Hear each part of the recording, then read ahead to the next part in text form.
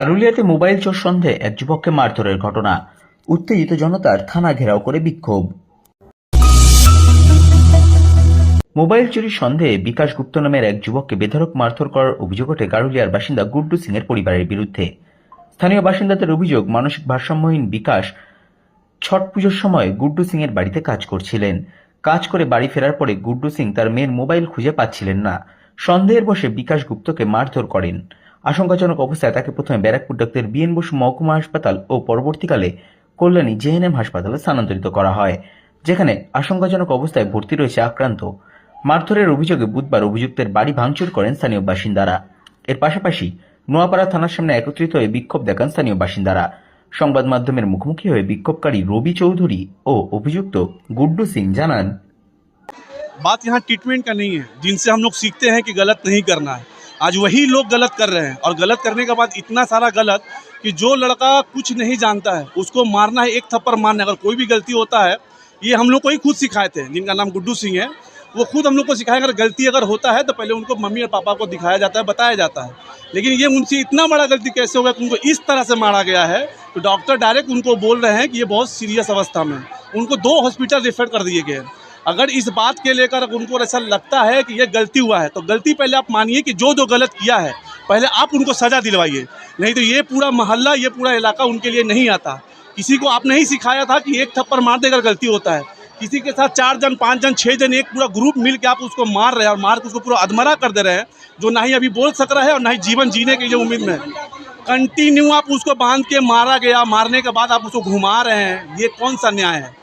बस हम आपसे यही रिक्वेस्ट करेंगे मीडिया का माध्यम से कि देखिए, एक गरीब लड़का है, वो उसके साथ न्याय के लिए, उसका न्याय से आप लोग से ही उम्मीद है कि आप उसके न्याय के लिए आज आप लोग खड़ा होइए।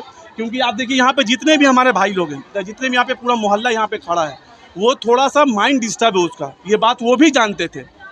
तो इस तरह से मारना, किसी को इतना ज़्यादा मार देना कि वो ज़िंदगी और मौत से लड़ाई लड़े, तो इस तरह से गलती उनसे कभी उम्मीद नहीं करते थे।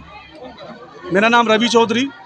ঝামেলা এইটা হয়েছে, একটা মোবাইল চুরি হয়েছে বাড়ি থেকে। মেয়ে মোবাইল চুরি হয়েছিল, মোবাইল চুরি রাত্রিবেলাকে ওর বাড়ি গিয়েছিল, ওরা পাইনি। সকালবেলা ওর ছোট ভাই যে মার খেয়েছে, তার ভাই ছোট ভাই নিয়ে এসছে একটা, বলে কোথা মোবাইল আছে, কোথাও বলে এই মধ্যে 10-12 জন 14 জন পর যায়, যে আশেপাশে যে আসলো 2-4 লাখ মেরে দিয়েছে। কোথাও চোট লেগে গেছে। তার মধ্যে সকালবেলা আসলো মেজবাবুকে, আমি বললাম কি মেজবাবু যা চিকিৎসা পয়সা লাগবে, 50,000 টাকা হোক, 1 লাখ টাকা হোক, ওর চিকিৎসা ভালো প্রাইভেট নার্সিংহোমে আমি ইলাজ করাবো, আমি বলে দিই। মেজবাবুকে বললাম, তার সত্ত্বেও বলে কি এটা ক্রিয়েট করা হয়, থার্ড পার্টি এর মধ্যে ইনভলভ হয়ে এটা ক্রিয়েট করা হয়। যে আছে পলিটিক্যাল লোক আছে, আমরা তো কোনো পলিটিক্যাল থেকে ইনভলভ নেই, আছে। এতে আমার বাড়ি ভাঙচুর, যা যা জিনিসপত্র, ক্যামেরা ফ্যামেরা সব বাড়ি ভেঙে দিয়েছে। হ্যাঁ, ট্রিটমেন্টে টোটালি খরচা করে যেন আমি রেডি আছি। আমি সকালবেলা বললাম, এইটা এত হুজুম ছিল না, সবাই তো বুঝালাম।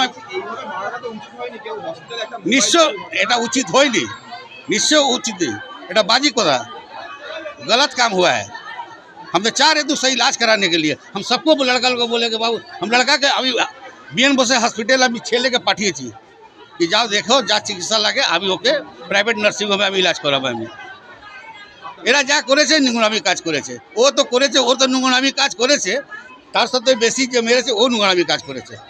তার সাথে একজনকে অ্যারেস্ট করা হয়েছে, মেজবাবু একজনকে অ্যারেস্ট, ভাইপোকে অ্যারেস্ট, আকাশ সিংকে অ্যারেস্ট করেছে, গুড্ডু সিং।